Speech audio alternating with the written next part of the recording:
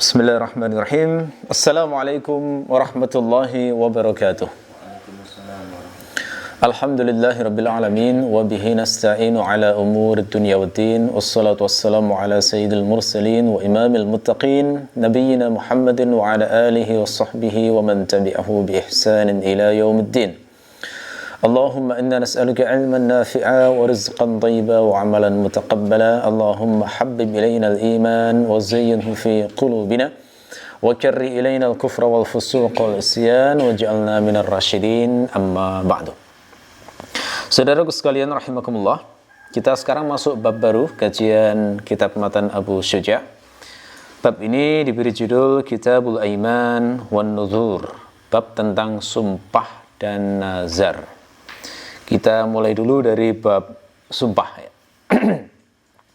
Sumpah ini adalah sesuatu yang sering kita dapati dalam kehidupan sehari-hari, dan dalam konsep fikih, sumpah ini punya konsekuensi.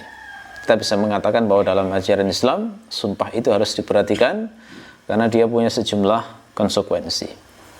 Beberapa orang itu melakukan sumpah dalam muamalahnya sehari-hari. Misalnya seperti seorang pegawai negeri sipil, itu sebelum benar-benar diterima sebagai PNS, itu akan diminta untuk bersumpah, menunjukkan bagaimana seriusnya dan loyalitasnya dalam bekerja. Kadang seseorang untuk menekankan sesuatu itu juga bersumpah.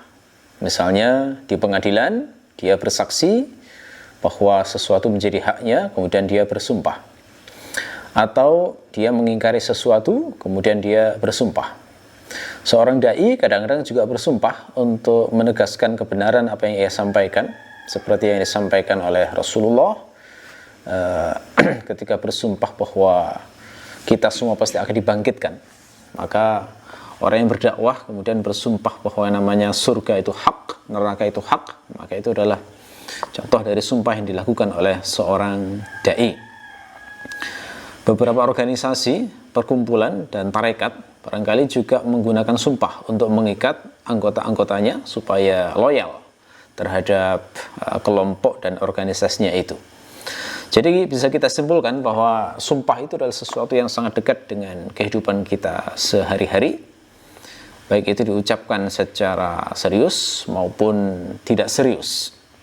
Oleh karena itu, hukumnya fardhu ain bagi seorang muslim untuk mengetahui hukum-hukum seputar sumpah ketika dia berhadapan dengan kondisi yang mengharuskan atau dituntut untuk bersumpah, atau dia melakukan perbuatan sumpah itu.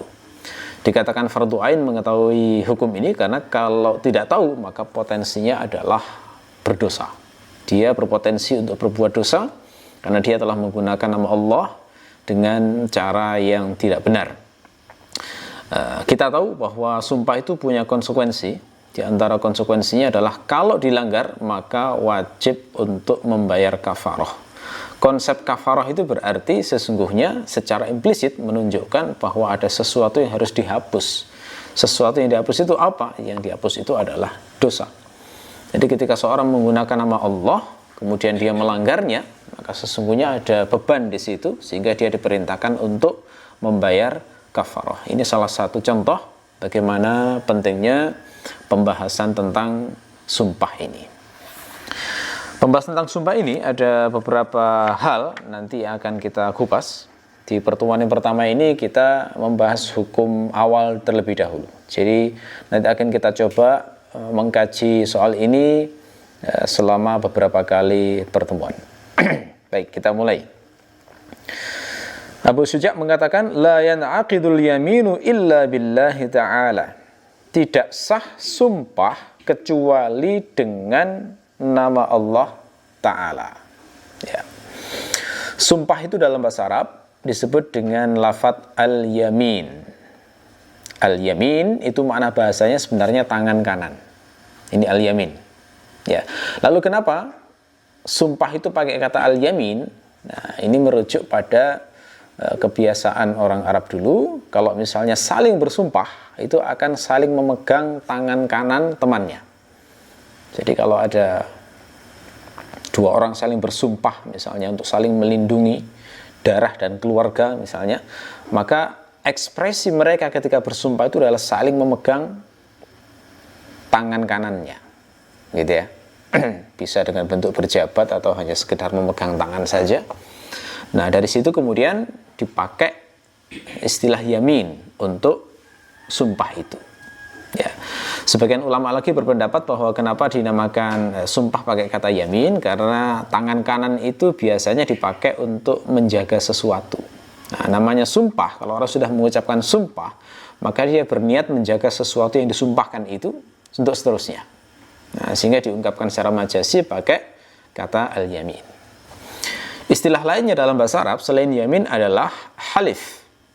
Al-halif. Jadi ha, lam, fa. Al-halif, ya.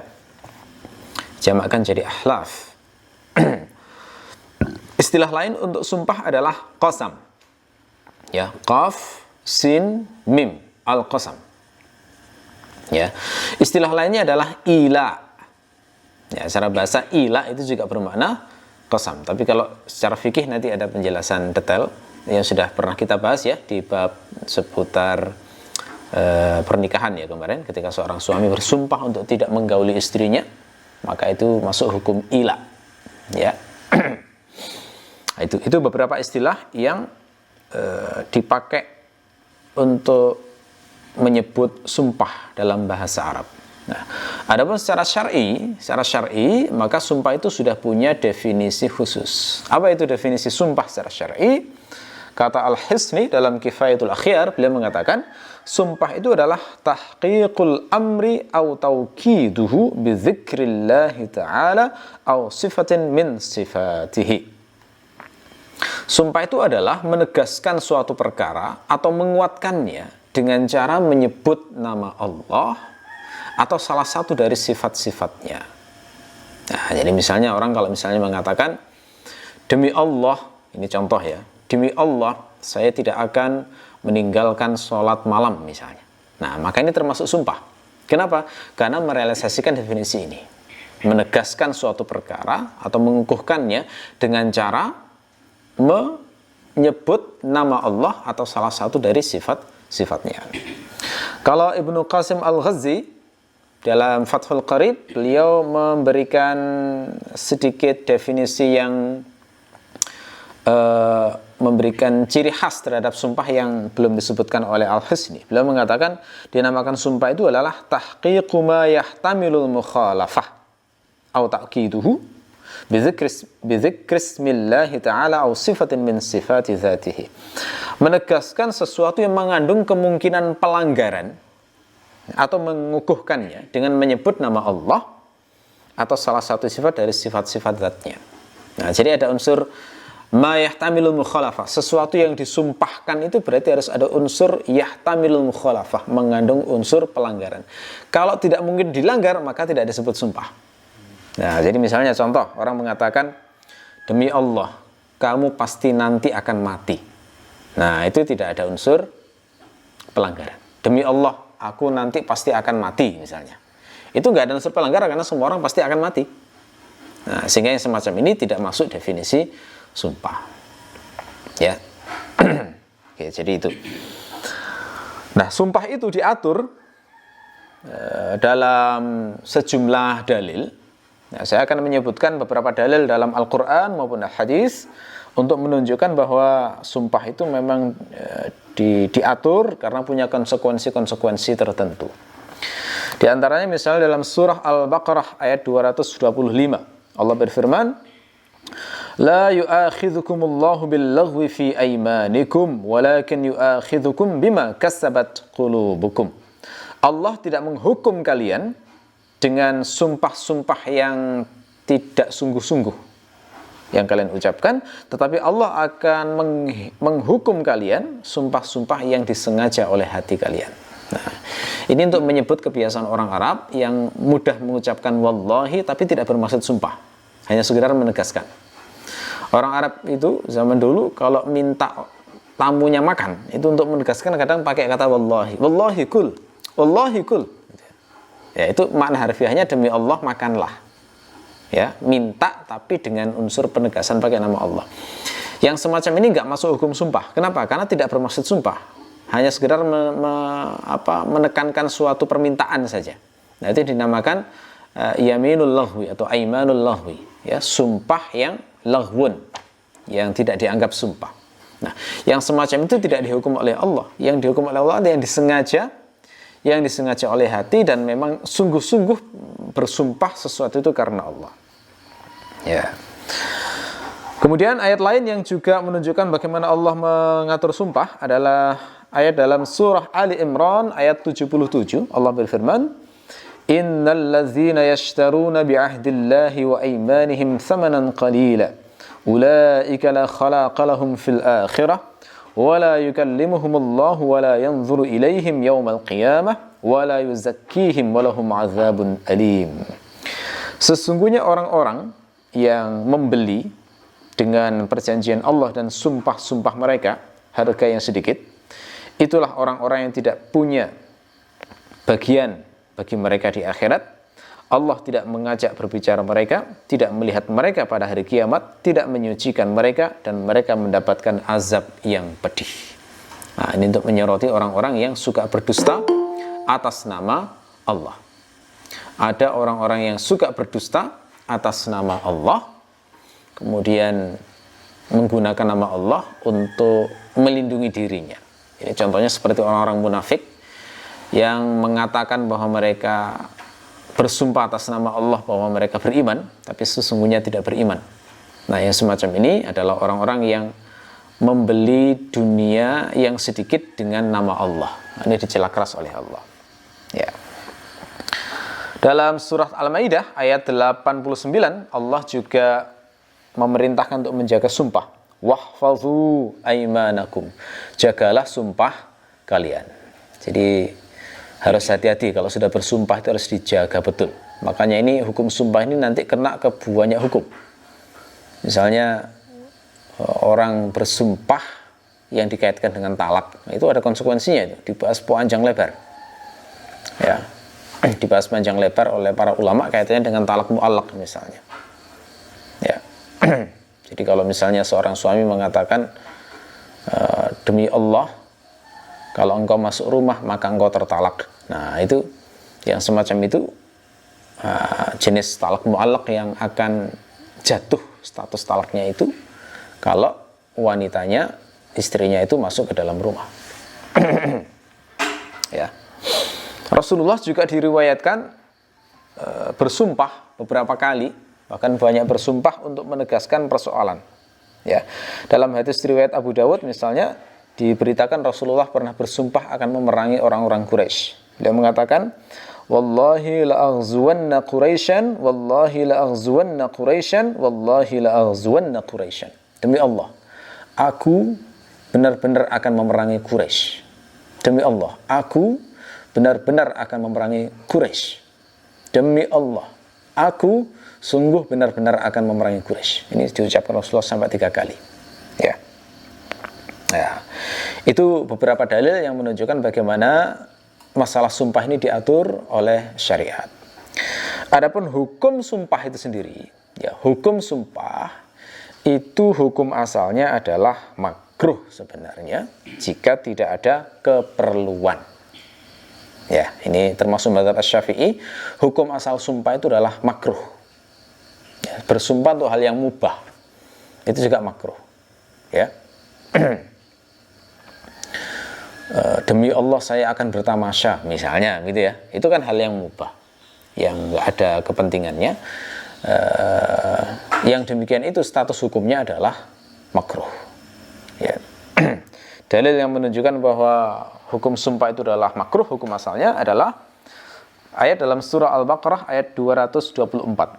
Allah berfirman, "Wala taj'alullaha 'urdatan liaymanikum an tabarru wa tattaqu wa tuslihu bainan nas, wallahu samii'un 'alim."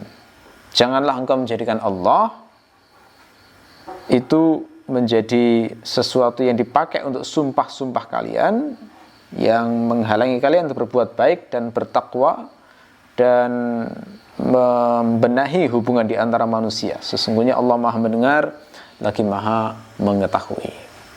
Ya. Jadi sumpah-sumpah yang seperti ini yang menghalangi seseorang untuk berbuat baik itu wajib untuk dibatalkan, gitu ya. Jadi nggak boleh kalau sumpah yang sifatnya menghalangi orang berbuat baik, apalagi mengantarkan kepada hal-hal yang diharamkan. Seorang sahabat, yakni Abu Bakar As-Siddiq, itu pernah bersumpah yang membuat ditegur, ya, karena menghalangi berbuat baik. Bagaimana itu ceritanya? Jadi ceritanya suatu saat Aisyah itu mendapatkan ujian, difitnah berbuat serong dengan seorang sahabat yang bernama Safwan bin Al-Mu'attal. Peristiwa ini terkenal dengan nama hadithul ifki, ya, berita bohong. Jadi ceritanya Aisyah waktu itu diajak oleh Rasulullah untuk safar, untuk jihad, lalu kemudian ketinggalan rombongan. Nah, lalu kemudian diantar oleh sahabat yang bernama Safwan bin Al-Mu'attal. Jadi ketika sampai ke Madinah, dilihat orang-orang munafik berduaan. Jadi Aisyah naik unta dituntun oleh Safwan. Nah, itu kemudian menimbulkan pembicaraan, lalu timbul fitnah. Aisyah disangka berbuat macam-macam dengan Safwan bin Al-Mu'attal.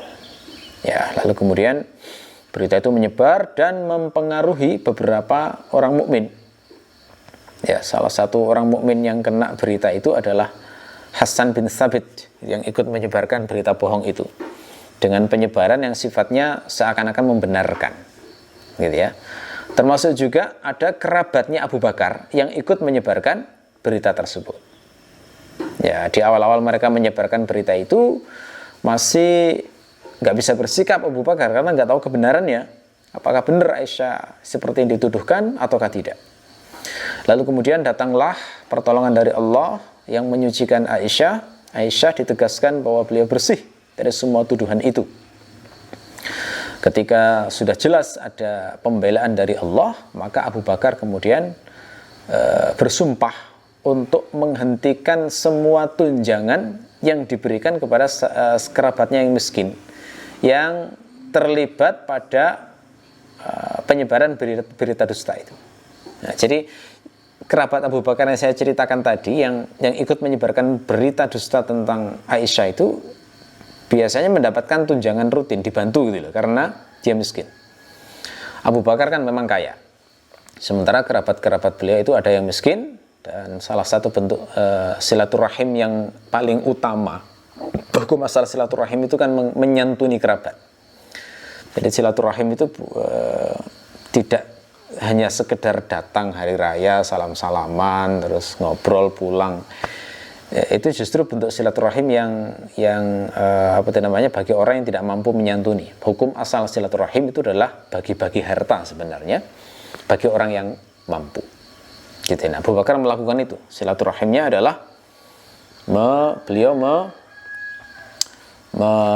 menyantuni rutin sahabat yang menyantuni rutin kerabatnya yang miskin itu. Nah, tetapi karena kerabatnya yang miskin ini terlibat fitnah yang menyinggung Aisyah, maka kemudian Abu Bakar mungkin marah, kemudian beliau bersumpah akan menghentikan tunjangan rutinnya itu. Ya, tapi kemudian ditegur oleh Allah, turun ayat yang menyatakan janganlah kamu menjadikan sumpah itu untuk menghalang-halangi kalian berbuat kebaikan. Ya, apakah kalian tidak ingin Allah mengampuni dosa kalian? Nah, gitu ya. Abu Bakar langsung sami'na wa ata'na, beliau langsung kemudian bilang, saya ingin engkau ampuni ya Allah. Langsung dilanjutkan sudah tunjangannya. Nah, ini contoh ya bagaimana orang memenangkan imannya daripada perasaannya. Nah, kalau namanya perasaan kan ya jengkel ya. Anaknya dihina-hina, anaknya difitnah-fitnah begitu, lalu kemudian kita masih berbuat baik kepada orang yang pernah memfitnah anak kita, meskipun kerabat sendiri, gitu ya. Itu kan kalau nggak punya iman susah orang bisa melaksanakan begitu. Biasanya kan balas dendam ya sudah, enak aja dibaiki, kok balasannya semacam itu, air susu dibalas air tuba. Ya, tapi orang beriman tidak.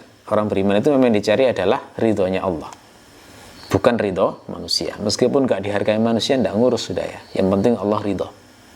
Nah itu ya, itu. Pengontrol amal dari seorang mukmin itu semacam itu. Oke. Baik.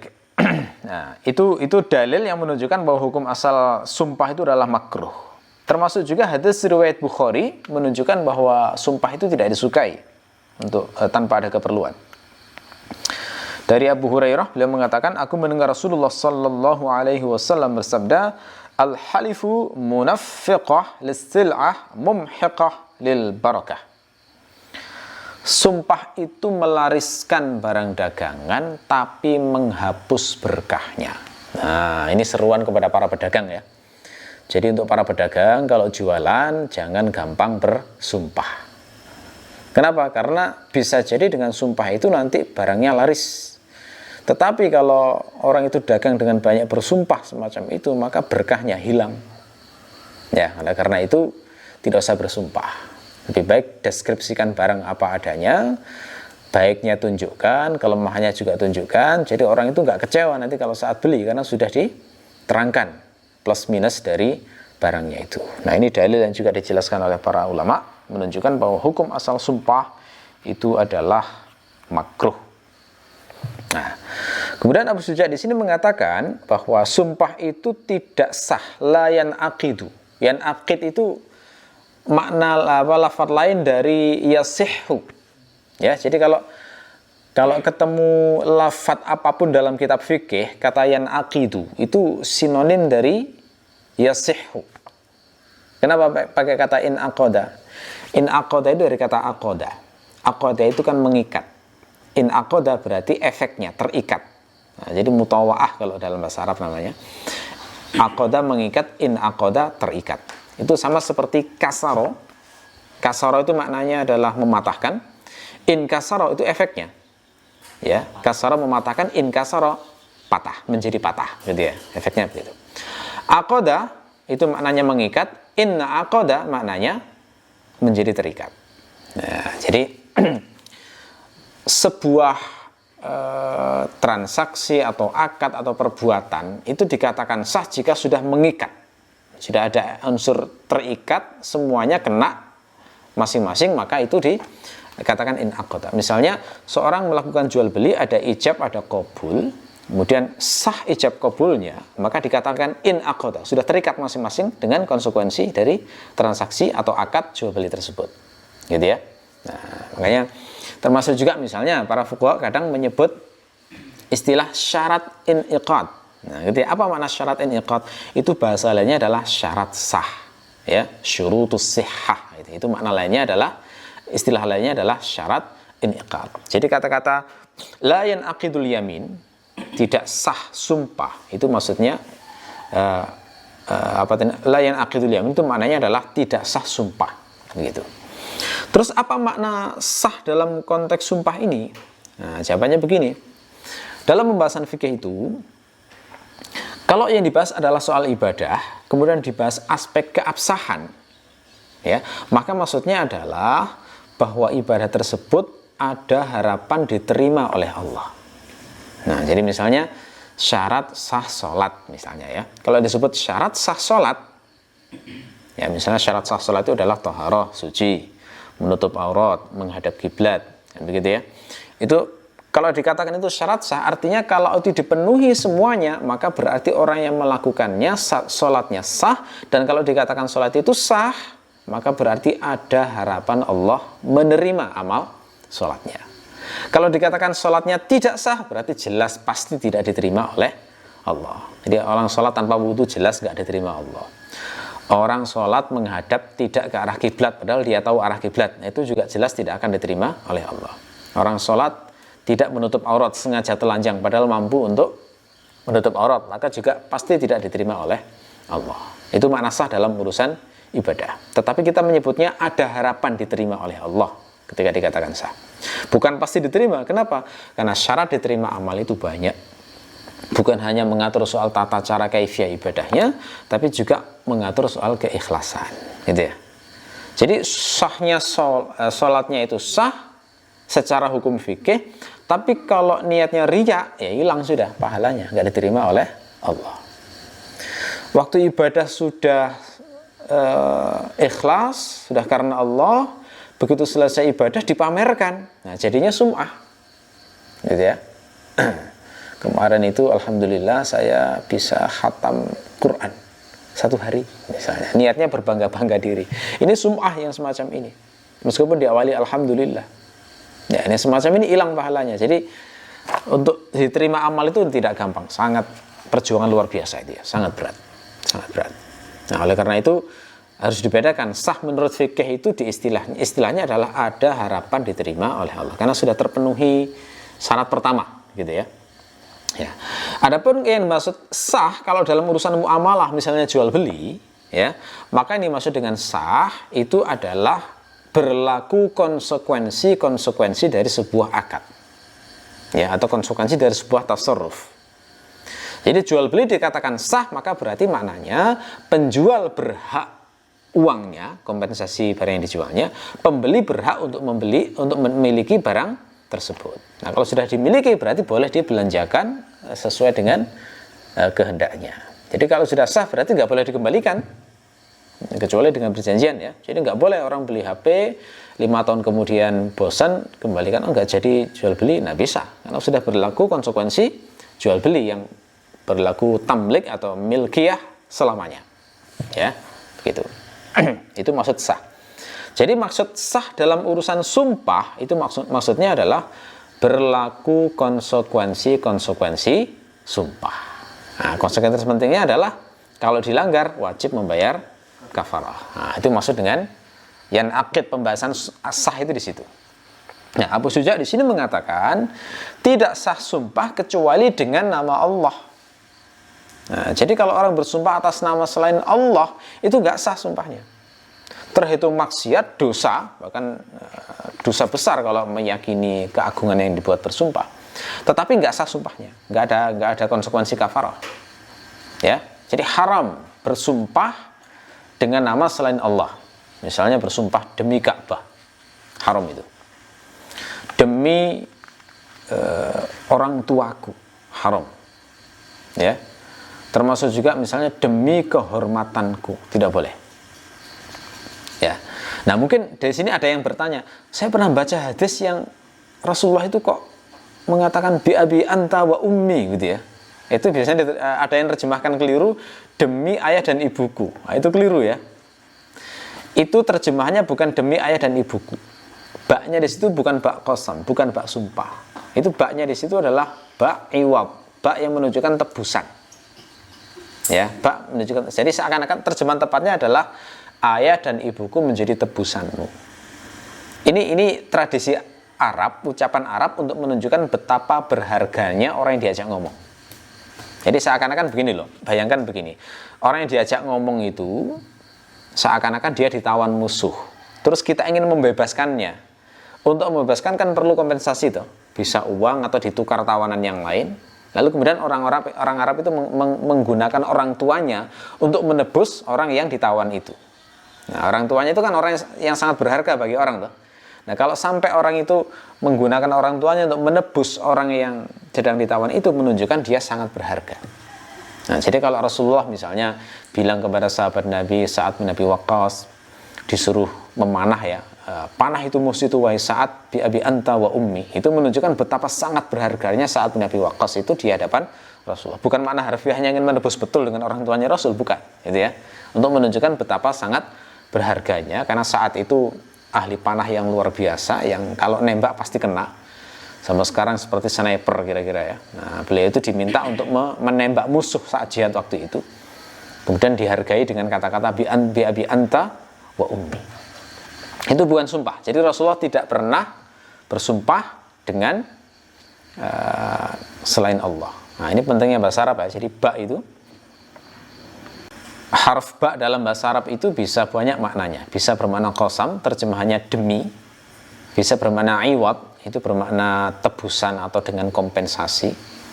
Nah, seperti yang dipakai misalnya orang jual beli bikam hadza, itu maknanya berapa harganya ini. Itu kan baknya bak iwad, itu ini ditukar dengan uang berapa. Maksudnya begitu. Ya, jadi tidak boleh bersumpah dengan atas nama selain Allah. Nah, kalau dalam bahasa Arab, harf untuk sumpah itu terbatas pada 3 saja. Ba, kemudian wawu, dan ta. ya, billahi, wallahi, atau tallahi. Jadi hanya 3 ini saja, billahi, wallahi, tallahi. Itu ba yang digunakan untuk bersumpah, ya. Lalu Abu Syuja mengatakan au bismin min asma'ihi, atau dengan salah satu nama dari nama-nama Allah. Jadi sumpah itu sah dengan kata Allah, bisa juga dengan salah satu nama dari nama Allah. Jadi nggak harus wallahi, nggak harus dengan billahi, boleh juga pakai salah satu nama dari nama Allah. Misalnya wal ilah, itu sah.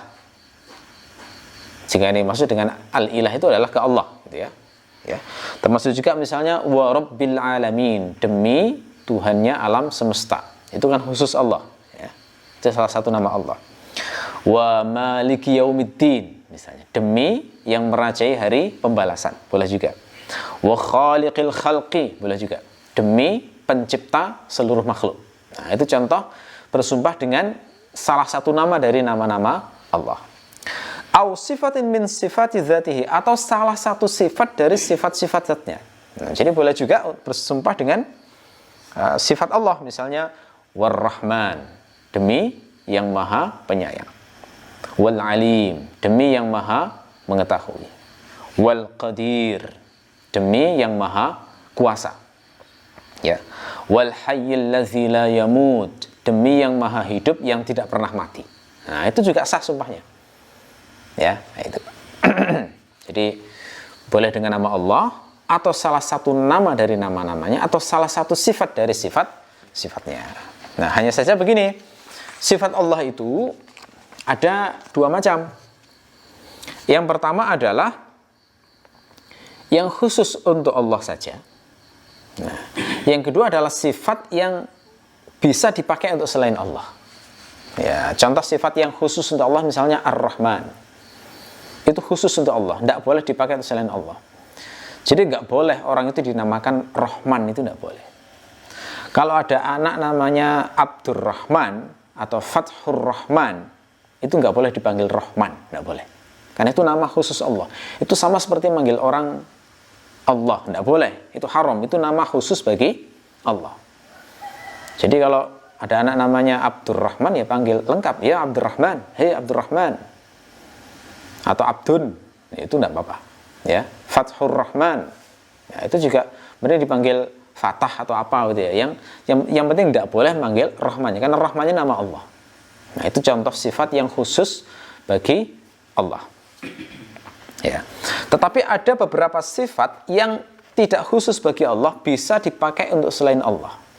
Nah, sifat yang bisa dipakai untuk selain Allah ini ada 2 macam juga. Yang pertama adalah yang dominan untuk Allah, yang kedua adalah yang tidak dominan untuk Allah. Contoh yang dominan untuk Allah adalah Al-Jabbar. Nah, itu boleh dipakai selain Allah, tapi dominan dipakai untuk Allah. Contoh menggunakan nggak selain Allah biasanya untuk menyebut raja-raja, gitu ya. Dia adalah seorang raja yang diktator. Itu nyebutnya adalah Al-Malikul Jabbar. Huwa Malikun Jabbar. Ya, Rajulun Jabbar misalnya. Nah, itu boleh. Itu sifat yang bisa dipakai untuk selain Allah, tapi dominannya untuk Allah. Contoh lain yang dominan untuk Allah adalah Al-Haq. Al-Haq itu juga sifat yang dominan untuk Allah, tapi bisa dipakai untuk selain Allah. Termasuk Ar-Rabb. Ar-Rabb itu juga dominan untuk Allah. Ya Rabbi, sering digunakan untuk doa, ya. Tapi kadang juga dipakai untuk selain Allah. Misalnya Rabbud Dar, pemilik rumah. Rabbul Hisan, pemilik kuda, ya, dan semisalnya. Termasuk Al-Mutakabbir, maknanya yang membesarkan diri, Al-Mutakabbir. Nah, itu kan bisa dipakai untuk selain Allah. Mutakabbir, huwa rajulun mutakabbir, dia lelaki yang sombong misalnya, ya. Termasuk juga Al-Qahir, yang mengalahkan. Nah, itu juga bisa untuk selain Allah, tapi dominan untuk Allah. Atau Al-Qadir, yang kuasa. Itu juga bisa digunakan untuk selain Allah, tapi sering dipakai untuk sifat Allah. Ya, ada juga nama sifat-sifat Allah yang tidak dominan untuk Allah. Misalnya apa? Ya, misalnya kata Al-Hayyu, sifat Al-Hayyu, hidup. Ya, itu semua orang kan bisa disebut Al-Hayyu, ya. Ya, hayawanun hayyun boleh, hewan yang hidup, ya. Insanun hayyun, manusia yang hidup boleh. virus yang hayyun, boleh juga. Ya. Termasuk al-karim. Al-karim itu yang mulia, yang dermawan juga bisa. Rajulun karim. Termasuk al-mawjud, yang ada. Gitu ya. Termasuk al-ghani, yang kaya. Kan biasa ya kita mendengar orang rajulun ghani, imra'atun ghaniyah misalnya. As-sami', ya, yang mendengar. Di Quran itu disebut manusia itu juga disifati Allah sami'an basira. Gitu ya. Sami' basir itu juga sifat yang tidak khusus Allah. Termasuk al-alim. Ya. Ulama itu kan al-alim, gitu ya nyebutnya. Al-alim, boleh disebut alim. Termasuk al-hakim, yang bijaksana. Itu juga boleh untuk selain Allah. Nah, jadi itu ya. Jadi sifat Allah yang bisa dipakai untuk selain Allah itu ada dua macam. Yang dominan untuk Allah, yang tidak dominan. Nah, untuk sifat yang semacam ini, bersumpah dengan sifat-sifat semacam ini, maka dilihat niatnya. Ya, kalau niatnya adalah untuk Allah, maka jatuh sumpah, sah sumpahnya. Jadi dia mengatakan misalnya wal alim, terus niatnya Allah, maka yang semacam itu jatuh sumpah. Tapi kalau wal alim yang dimaksud adalah seorang ulama, misalnya, maka itu nggak jatuh sumpah, tapi dia melakukan perbuatan dosa besar. Ya, itu. Baik.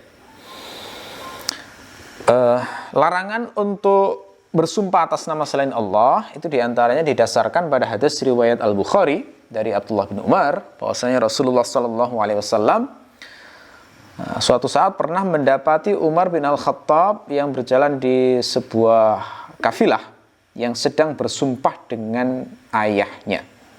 Maka Rasulullah kemudian menegur, ala innallaha yanhaakum an tahlifu bi abaikum man kana halifan falyahlif billah aw liyasmut. Perhatikan, sesungguhnya Allah melarang kalian untuk bersumpah dengan ayah-ayah kalian. Jika kalian bersumpah, ya barang siapa bersumpah, maka hendaklah bersumpah dengan nama Allah atau diamlah. Nah, ini jelas ya, Rasulullah melarang bersumpah dengan nama selain Allah. Ya. Adapun contoh bagaimana Rasulullah bersumpah dengan nama Allah atau sifat-sifatnya, nah ini banyak sekali dalam hadis. Rasulullah itu sering mengucapkan wallahi, wallahi, wallahi, gitu ya. Untuk menegaskan suatu perkara atau memberitakan hal-hal yang penting di akhirat. Ya.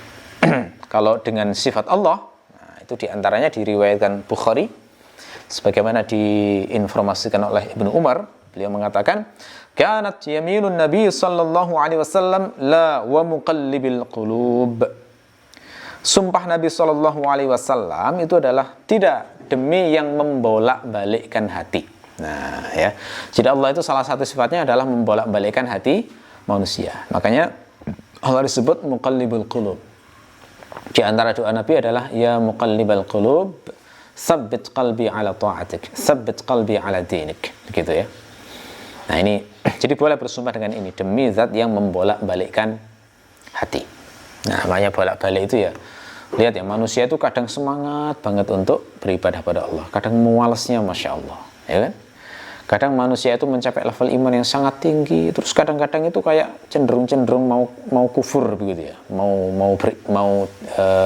mengingkari agama. Kadang yakin betul adanya Allah, kadang disisipi keraguan. Itu bolak-baliknya hati manusia. Makanya jangankan kita, Rasulullah saja berdoa supaya diteguhkan hati itu. Ya. Rasulullah juga sering bersumpah dengan lafaz walladzi nafsi biyadihi, demi zat yang jiwaku berada di tangannya. Nah, ini juga contoh bersumpah dengan sifat Allah yang khusus bagi Allah. Misalnya hadis yang diriwayatkan oleh Al-Bukhari dari Abu Hurairah, bahwasanya Rasulullah bersabda, walladzi nafsi biyadihi la an ya'khudha ahadukum hablahu fayahtatiba ala dhahrihi khairun lahu min an ya'tiya rajulan fayas'aluhu a'tahu aw mana'ahu. Demi zat yang jiwaku berada di tangannya, sungguh salah seorang kalian mengambil talinya kemudian mencari kayu bakar dipanggul di atas punggungnya, itu lebih baik daripada dia mendatangi seseorang lalu meminta-minta kepadanya sehingga dia memberinya atau tidak memberinya. Nah, jadi ini Rasul menegaskan betapa mulianya orang bekerja dan betapa hinanya orang mengemis, gitu ya. Sampai kalian itu daripada ngemis, kerja, meskipun hanya cari kayu bakar. Itu lebih mulia, lebih luhur. Nah ini, untuk menekankan prinsip ini itu Rasul sampai bersumpah, demi zat yang jiwaku berada di tangannya. Karena pada dasarnya orang mukmin itu terhormat. Jadi jangan menghinakan diri dengan meminta-minta. Minta-minta itu ngemis itu hukumnya haram. Kecuali terpaksa. Jadi kalau terpaksa misalnya nggak bisa makan kecuali dengan ngemis, baru boleh ngemis. Selain itu hukumnya haram. Nah, kenapa dikatakan haram? Karena banyak sekali dalil yang menunjukkan ancaman bagi pengemis. Orang yang mengemis padahal dia itu mampu, itu nanti kata Nabi akan mencakar-cakar wajahnya sampai terkelupas daging dan kulitnya di hari kiamat. Karena dia berarti merobek-robek kehormatannya sendiri, begitu ya. Oke. Kadang-kadang sumpah Nabi itu berbunyi wallazi nafsu Muhammadin biyadihi. Ya, demi zat yang jiwa Muhammad berada di tangannya. Nah, ini saya ambil contoh misalnya hadis riwayat Bukhari ketika Rasulullah menjelaskan bagaimana penghuni surga itu. Dari Abdullah beliau mengatakan, "Kunna ma'an Nabi sallallahu alaihi wasallam fi qubbatin." Kami bersama Nabi di sebuah kubah. Faqala, maka beliau bersabda, "Atardawna an takunu rubu'a ahlil jannah?" Apakah kalian ridho kalian nanti akan menjadi seperempat penghuni surga? Dan jadi Rasulullah ini mau memberitahu komposisi penghuni surga itu nanti terdiri dari umat siapa saja. Nah, Nabi kemudian mengatakan kepada sahabat, gimana kalau nanti kalian, maksudnya umat Islam, umatnya Nabi Muhammad itu menjadi seperempat penghuni surga. Jadi maksudnya mulai zaman Nabi Adam sampai hari kiamat nanti itu orang-orang yang masuk surga itu nanti seperempatnya adalah umat Islam. Nah, Nabi mengatakan begitu. Ini kabar gembira untuk umat Islam sebenarnya. Apa jawaban sahabat? Qulna na'am. Ya, kami ridho. Maksudnya mereka sudah senang sekali menjadi seperempat dari seluruh umat loh ya. Bayangkan kan luar biasa banyak itu. Seluruh umat yang jumlahnya mungkin miliaran atau triliunan kita nggak tahu. Itu yang masuk surga itu seperempatnya adalah umat Islam. Ya, sehingga mereka sudah alhamdulillah senang gitu ya. Tapi apa kata Nabi? Beliau mengatakan, qala atardawna an takunu thulutsa ahlil jannah. Apakah kamu ridho kalau kamu nanti jadi sepertiga penghuni surga? Wah, lebih besar berarti ya. Seperempat sama sepertiga kan lebih besar sepertiga. Ya, jadi Nabi memberi kabar gembira bahwa umat Islam itu bukan seperempat penghuni surga, bahkan sepertiga. Ya, sepertiganya. Ya, kemudian 2/3-nya dibagi-bagi untuk seluruh umatnya lain. Seluruh umat dari nabi-nabi yang lain. Qulna na'am. Mereka menjawab na'am. Tentu saja lebih senang mereka. Terus Rasulullah mengatakan lagi, atardawna an takunu syatra ahlil jannah. Apakah kamu ridho kalian menjadi setengah penghuni surga? Wah, ini luar biasa ini. Jadi seluruh penghuni surga itu nanti setengahnya adalah umat Islam. Ya, Masya Allah. Jadi di antara semua umat-umat Nabi Muhammad ini, ternyata yang mayoritas soleh itu adalah umatnya Nabi. Di antara seluruh umat para Nabi itu yang mayoritas soleh itu justru umatnya Nabi Muhammad. Mereka mengatakan na'am. Maka Nabi mengatakan, walladzi nafsu Muhammadin biyadihi, inni la arju an takunu nisfa ahlil jannah. Demi zat yang jiwa Muhammad berada di tangannya, sesungguhnya aku sungguh berharap kalian itu menjadi setengah penghuni surga. Ya, jadi ini. Jadi Nabi itu menduga nanti umat Islam akan menjadi setengah penghuni surga. Wa dzalika annal jannah la yadkhuluha illa nafsun muslimah. Yang demikian itu karena surga itu tidak akan dimasuki kecuali jiwa muslim yang menyerahkan kehendaknya kepada kehendak Allah. Wa ma antum fi ahli syirki illa kasya'ratil bayda fi jildi thawril aswad atau kasya'ratis sauda fi jildi thawril ahmar. Dan tidaklah kalian, maksudnya umat Islam, di kalangan orang-orang musyrik itu kecuali seperti sehelai rambut putih di kulit sapi yang berwarna hitam, atau seperti sehelai rambut hitam di kulit sapi yang berwarna merah. Nah, ini saking sedikitnya orang-orang yang soleh, sedikitnya orang-orang yang muslim, itu Rasul menggambarkan seperti itu. Ya, sehingga penghuni surga itu nanti kebanyakan adalah umat Islam. Ya, begitu. Jadi ini semuanya menunjukkan bagaimana Rasulullah juga bersumpah, tapi sumpahnya seperti yang dijelaskan Abu Syuja tadi. Bersumpah atas nama Allah, salah satu namanya atau salah satu dari sifat-sifat Allah. Nah, adapun syarat orang bersumpah, kata Ibnu Qasim Al-Ghazzi dalam Fathul Qarib, maka sumpah itu disyaratkan 4 hal orang yang bersumpah. Yang pertama adalah mukallaf. Jadi sah sumpah jika diucapkan oleh mukallaf. Jadi tidak sah sumpahnya anak-anak, tidak sah sumpahnya orang gila, karena mereka semua tidak mukallaf. Kemudian syarat yang kedua adalah mukhtar, punya pilihan. Jadi tidak sah sumpahnya orang yang dipaksa. Dipaksa itu kalau dipaksa itu maksudnya punya ini terancam nyawanya. Jadi terancam nyawanya. Jadi tidak dinamakan dipaksa kalau didesak. Didesak itu bukan dipaksa. Ayo gini, tapi dia bisa memilih. Maka itu tidak dinamakan dipaksa. Tapi kalau sudah ada unsur ancaman yang membahayakan nyawa, maka bisa digolongkan terpaksa. Termasuk sejenis dengan terpaksa adalah misalnya diancam nyawa tapi bukan dirinya, tapi orang lain misalnya ya. Ada istri yang minta suaminya bersumpah untuk menceraikannya, kalau enggak dia bunuh diri. Dan serius itu ya, sudah menunjukkan teriris sedikit begitu ya dari nadinya misalnya. Nah, yang semacam itu bisa digolongkan sumpah terpaksa. Kemudian natiq. Ya, syarat yang ketiga adalah natiq, diucapkan. Jadi tidak sah diucap sumpah kalau dibatin. Tidak sah. Jadi harus diucapkan. Termasuk semakna dengan ucapan adalah ditulis. Jadi sumpah yang tertulis, tulisan itu mengganti ucapan. Jadi hukumnya sama. Makanya sah orang menikah dengan tulisan itu kan bisa. Jadi saya menerima nikahnya ini dengan tulisan terus dibacakan misalnya, itu sah ya, semacam itu.